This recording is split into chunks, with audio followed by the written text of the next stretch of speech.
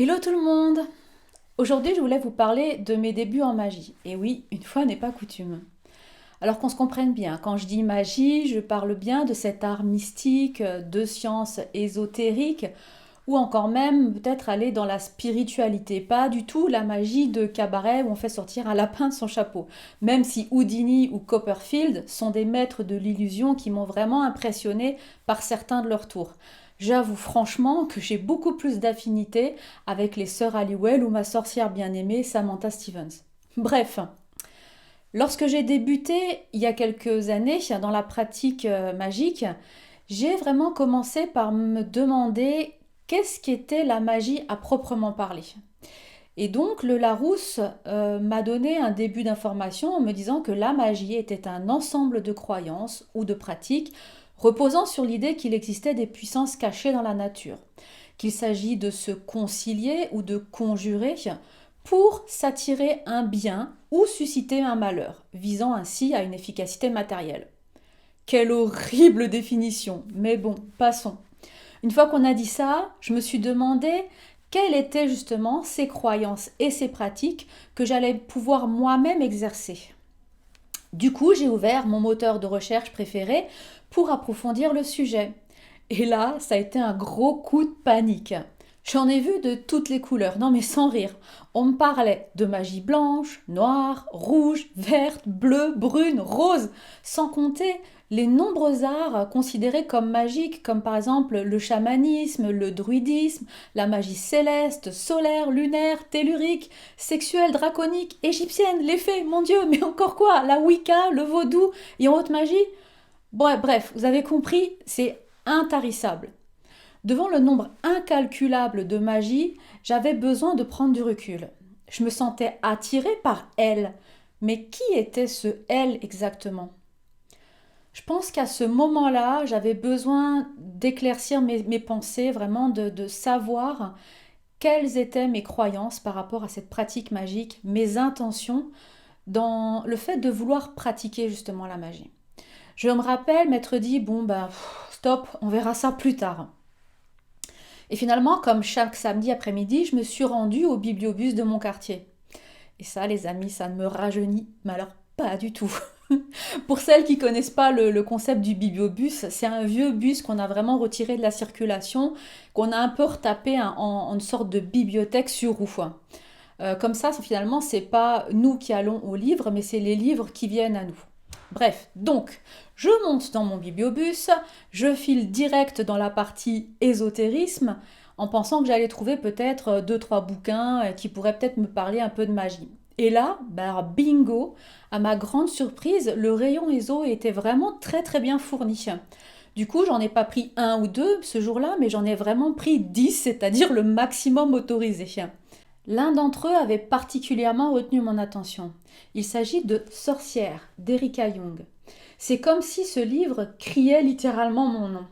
Et vous voyez cette jolie jeune femme avec sa chevelure fleurie, eh ben, elle m'avait littéralement envoûtée. Même si en dessous, la vieille femme ridée, à moitié dentée avec un œil rouge et l'autre jaune, avait quand même malgré tout réussi à capter mon intention. J'entr'ouvre le livre sur la première page et là, un avertissement. Je vous montre? Allez, juste là, il y a noté "N'ouvrez pas ce livre". Mais c'est quoi ce genre d'avertissement qu'on voit juste dans les films qui vous interdisent d'entrer dans le tombeau du pharaon sous peine de vous prendre une malédiction sur 50 générations? Et bien sûr, vous savez ce que j'ai fait? Bah, je l'ai ouvert, évidemment. Qu'est-ce que vous voulez que je fasse d'autre? Heureusement pour moi, ce n'était pas une malédiction qui m'attendait. Bien au contraire. Ce livre n'est pas vraiment à prendre au premier degré. C'est plutôt un de ces ouvrages qu'on va communément appeler un beau livre, avec des photos vraiment superbes, des charmes, des sortilèges, des poèmes. Et même si Erika parle aussi des sorcières à travers leur histoire, leurs croyances et leurs rites païens, il y a beaucoup de subtilité, beaucoup d'émotions dans ce livre. Et je tenais vraiment vous en parler parce que ce livre a été pour moi un vrai coup de cœur. C'est lui qui m'a révélé quelle sorcière j'étais. La magie est vraiment un art fascinant. Elle fonctionne sur l'application de différents critères. Premièrement, l'intention. Grosso modo, c'est faire le bien avec la magie blanche, la théurgie, ou le mal avec la magie noire, la Goétie. Ensuite, il y a la méthode. C'est la magie rituelle qui s'applique sur des rites respectant des règles précises comme le choix de l'heure du rituel, la consécration du lieu, etc. Ou la magie plus naturelle qui s'appuie sur des connaissances bien particulières. Troisièmement, il y a l'utilisation de différents supports, alors qu'ils soient ce qu'on pourrait dire extérieurs, comme des pierres, des plantes, les arbres, des symboles, qu'ils soient ou qu'elles soient peut-être aussi plus intérieures, comme les gestes, les pensées, la parole, ou alors même, je dirais, spirituelles, à travers l'invocation des anges, d'esprits de la nature, d'âmes de défunts, de fées, etc. Je suis convaincue qu'il est très important de passer en revue le plus grand nombre de magies possible pour trouver celle qui nous parle. Parce que la pratique de la magie de cette ancienne religion implique vraiment un art de vivre particulier. C'est une nouvelle façon de penser, d'agir, de mieux se comprendre. Le premier principe de base, c'est d'avoir le courage de faire le grand saut dans l'inconnu, de changer, de transformer sa vision afin d'accéder à un nouveau niveau de conscience, moins limitatif, mais tout en restant maître de sa destinée. Plus vous en saurez, plus vous serez à même de vous construire une éthique. Parce que oui, évidemment que vous devez posséder une éthique pour pratiquer cet art ancestral. Personnellement, j'ai débuté avec la magie dite blanche, et l'une de ses lois les plus fondamentales est la suivante. Le bien que tu feras te sera rendu 3 fois. Le mal que tu feras sera rendu 3 fois. Mais ne fais pas aux autres ce que tu ne veux pas qu'on te fasse. Rien de plus simple. Avec le temps, je suis allée vers des magies dites un peu plus naturelles pour arriver aujourd'hui au chamanisme. Je vous invite vraiment à découvrir par vous-même la magie qui vous rendra forte.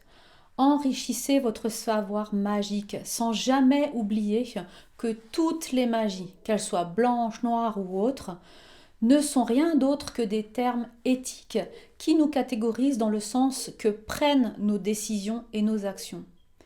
Pour résumer, c'est à vous de choisir quelle sorcière vous voulez être et surtout quel sera votre chemin de vie. J'aime parfois illustrer mes propos par des citations de grands hommes ou de grandes femmes, parce qu'ils expriment en quelques mots sages mes idées les plus sincères. C'est-à-dire qu'ici, quel que soit le chemin que l'on emprunte, l'important est d'arriver au bonheur et à l'épanouissement personnel.